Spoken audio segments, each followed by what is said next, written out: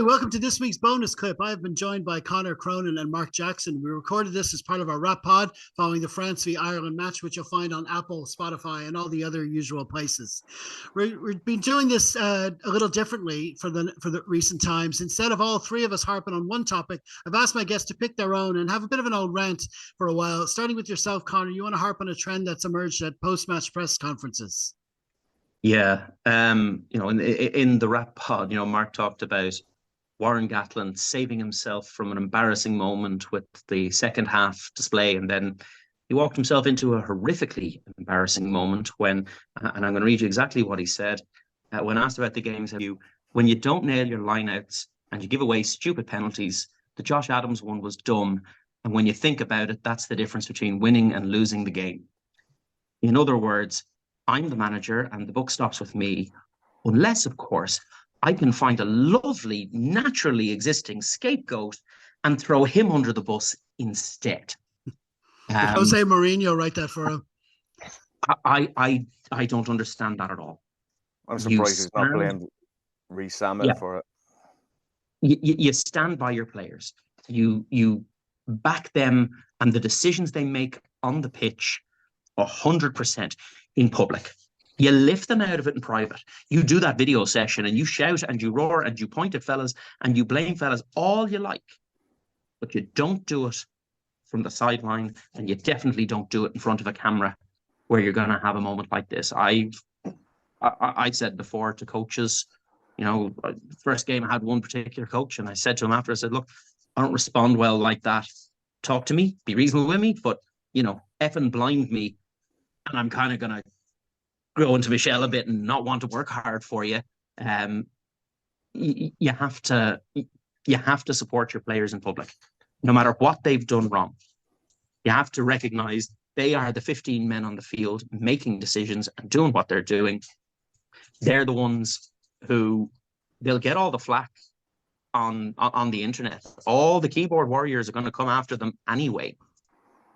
They don't need you, who's supposed to be the one defending them in the presser. They don't need you throwing them under the bus as well. So I want to see Warren Gatland taking a lot of flack for that, because he deserves to. Yes, the player made a bad decision on the pitch, but don't tell the entire world that he's the reason you lost the game, and not the fact that you couldn't get out of your own way as a team in the first half based on the tactics that you were told to play and the team that was selected to play those tactics, which isn't Josh Adams. That's Warren Gatland. He has to take responsibility for why the team doesn't perform. And that, if that responsibility says afterwards, I can't pick you because, these are mistakes you made and I think this player won't make those mistakes or whatever, but that's a private conversation. You don't do it in public. Yep, can't argue with that. And just on a wider level, I mean, just to broaden it out a bit, and apologies in advance for the image, but it's another example of like the open sore that is Welsh rugby at the moment. I mean, it's just things like this just keep on happening. Do you know the kind of way we've got? You need to word it properly. It's the open, cankerous, festering sore. Yes. It is in such a bad way, and I just feel so incredibly sorry for the fans who are paying top dollar to be in the Principality Stadium and then being subject to that first half particular from your national squad. The fans deserve better, and the coaches and players need to present better. Absolutely, and in a couple of weeks we'll have a pod with one of those fans who has literally written the book on it. It's a book called Welsh Rugby: What Went Wrong. So I think that pretty much says it all. It'll be interesting to have a chat with him. Okay, so we're going to go over to yourself, Mark. You want to harp on Ireland's line-out improvements? Yeah. Regardless, I know Dan Sheehan came out during the week and said we weren't that bad at the World Cup, but the stats don't lie, Dan, especially when it comes to lineouts. We were one of the worst performing lineouts in the World Cup. And that wasn't just against South Africa and New Zealand and the supposed bigger games. We struggled against Romania. We struggled in the lower group games that we said. And the line out is so important to Ireland because we don't have that dominant scrum that goes and milks penalties all over the place. You know, if we get a penalty, it's because we time it right and we're all working as an 8. It doesn't say we're bad scrummagers, but we're not like South Africa where we try and take scrums from a free kick in our own 22. We're not going to be that arrogant, if you want to say it. We don't usually breed massive men, Joe McCarthy aside. Sorry, big Joe McCarthy aside. No, there's a real Irishness about lineouts insofar as even if you listen to our old friend Warren Gatland, he always said he enjoyed coaching Irish players because they're very intelligent and they ask questions, right? So I think we've asked questions in our review of the World Cup. What the feck went wrong, lads, in the lineout? You know, one difference this time is Ty Byrne is running the show. You know, I know James Ryan did in the World Cup. I'm not saying it's all his fault. The lineout is a ballet procession of things that need to go right: the throw, the lift, the call, the jump, the execution.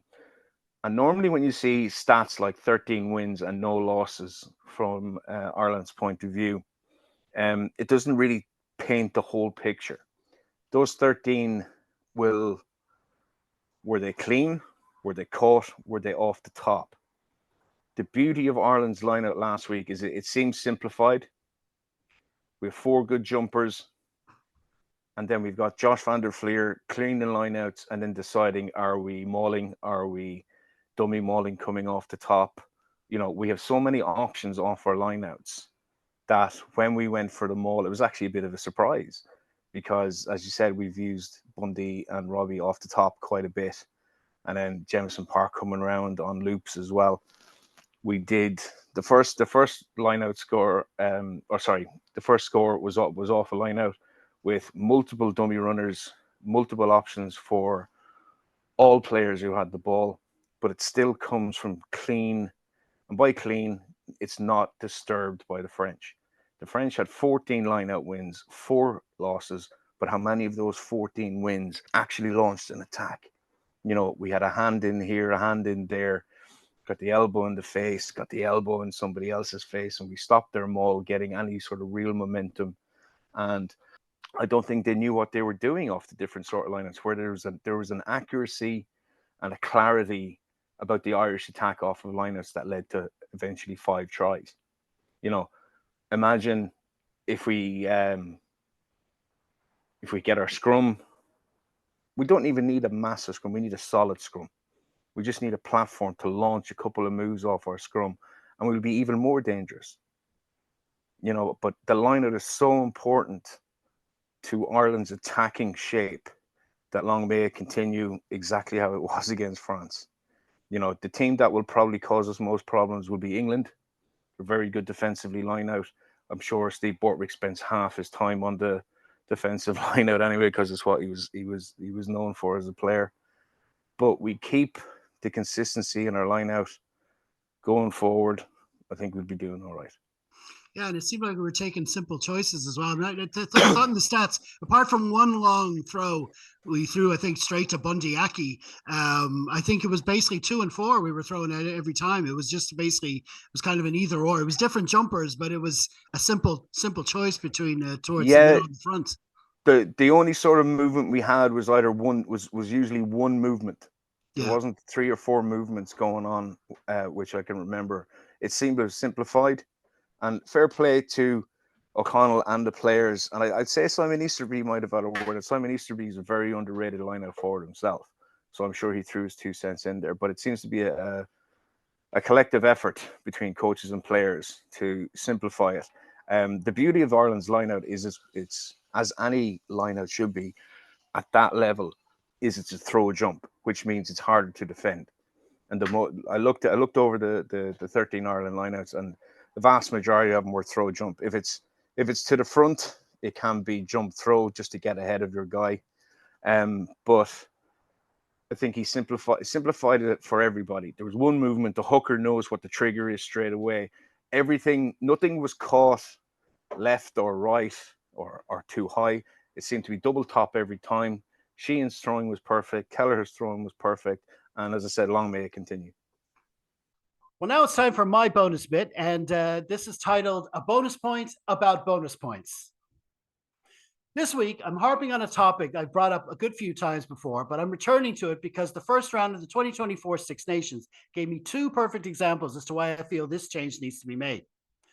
We all know how the try bonus point works in all the major competitions Ireland are involved in. If you win the match, you get 4 league points, and there's a bonus point on offer if you score 4 or more tries. This has been in place for 2 decades now, although it didn't reach the Six Nations until 2017.